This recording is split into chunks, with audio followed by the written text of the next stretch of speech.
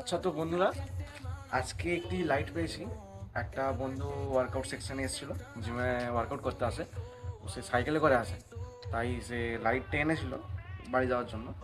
সেই লাইটটি আমার দেখে অদ্ভুত লাগলো, কারণ এটা পুরোটাই লোহার, মেটালের, পুরোটাই মেটাল।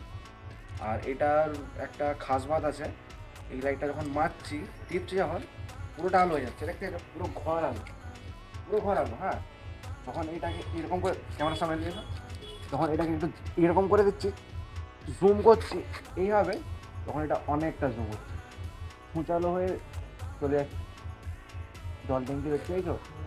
আর দেখো নারকেল গাছ, এই পাশে ক্যামেরাম্যান লাইটটা দেখো, আর দেখো তাল গাছে, তাল গাছ, আর দেখো সেইখানে বাঁশ বন ফাঁস বন সব দেখা যাচ্ছে।